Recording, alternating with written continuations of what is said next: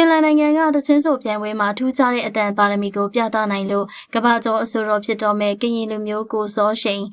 ပရိသတ်များအားလုံးပဲမင်္ဂလာပါရှင်Selling Insider Page ကနေပြန်လည်ကြိုဆိုလိုက်ပါတယ်။ဥရောပတိုင်း Finland နိုင်ငံမှာကျင်းပနေတဲ့နာမည်ကြီး The Voice Finland သချင်းဆိုပြိုင်ပွဲကြီးမှာမြန်မာနိုင်ငံဘွားကရင်တိုင်းရင်းသားလူငယ်လေးတဦးကနိုင်ငံတကာပြိုင်ပွဲဝင်တွေကိုကြော်ဖြတ်ပြီးတော့အကဲဖြတ်တိုင်အားလုံးရဲ့အတိမတ်ပြုရွေးချယ်ခြင်းခံခဲ့ရပါတယ်။ပရိသတ်ကြီးလည်းတည်ပြီးသားဖြစ်မဲ့ The Voice ဆိုတဲ့အစီအစဉ်က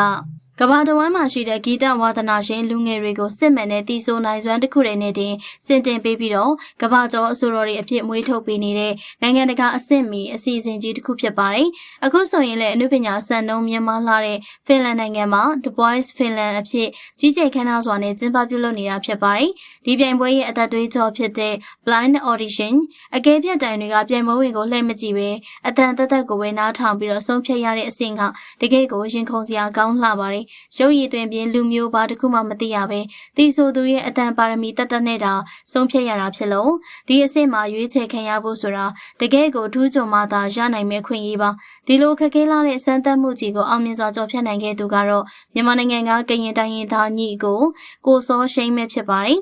အိမ်မက်တွေကိုအကောင်ထဲပေါ်မဲ့ကိုစောရှိန်ဟာဂီတကိုယူသွစွာနဲ့စစ်မျက်နှာသူပြငယ်စဉ်ကလေးကအဆိုတော်ကောင်းတစ်ယောက်ဖြစ်ဖို့ရင်ထဲမှာအိမ်မက်ကြီးတစ်ခုကိုမွေးမြူထားခဲ့သူပါဒီအိမ်မက်တွေကိုအကောင်ထဲပေါ်ဖို့အတွက်သူဟာမိခင်နိုင်ငံနဲ့အဝေးကြီးဖြစ်တဲ့ဖင်လန်နိုင်ငံရဲ့အကြီးမားဆုံးသချင်းဆိုပြိုင်ပွဲကြီးမှာရဲရဲဝံ့ဝံ့ဝင်ရောက်ရှင်ပြိုင်ခဲ့ပါတယ်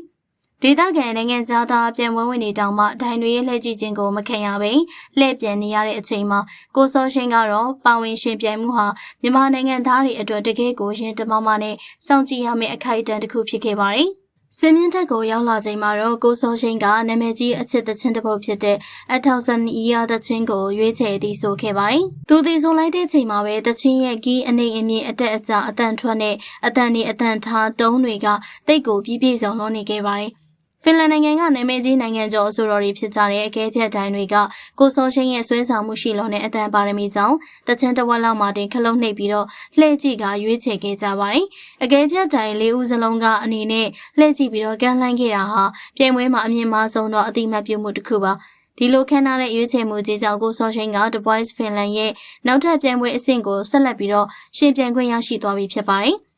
ဖင်လန်နိုင်ငံလိုအနုပညာကိုတန်ဖိုးထားတဲ့နိုင်ငံကြီးတစ်ခုမှာနာမည်ကြီးဆိုတော်ကြီးတွေကိုယ်တိုင်ကသူ့ရဲ့အရေးချင်းကိုအတိမတ်ပြုရွေးချယ်ပေးခဲ့တာဖြစ်လို့ကိုစောရှိန်တယောက်နိုင်ငံတကာကသိတဲ့အဆိုတော်ကြီးတဦးဖြစ်လာဖို့အတွက်တကယ်ကိုလက်တကမ်းအလိုကိုရောက်ရှိလို့လာခဲ့ပါပြီ။ဒါကကိုစောရှိန်တယောက်တည်းရဲ့အောင်မြင်မှုမဟုတ်ပဲမြန်မာနိုင်ငံနဲ့ကရင်လူမျိုးတွေအတွက်ပါကမ္ဘာအလယ်မှာဂုဏ်ယူဝင်ကြွားစရာဖြစ်ရတဲ့တစ်ခုပဲဖြစ်ပါတယ်။ကဲဗီဒီယိုလေးကိုအဆုံးထိကြည့်ရှုပေးခဲ့ကြတဲ့ပရိသတ်ကြီးဖင်လန်နိုင်ငံရဲ့အစင်းမြင့်ထက်မှာမြန်မာဆိုတဲ့ဂုဏ်ကိုဆောင်ပြီးတော့နောက်တစ်ဆင့်ကိုတက်လန်းခွင့်ရသွားပြီဖြစ်တဲ့ကိုစောရှိန်အတွက်ဂုဏ်ပြုချီးကျူးစကားလေးတွေကိုမှတ်ချက်မှာရေးသားပေးခဲ့ပါအောင်ရှင်။ကြည့်ရှုပေးတဲ့အတွက်အားလုံးကိုကျေးဇူးတင်ပါတယ်ရှင်။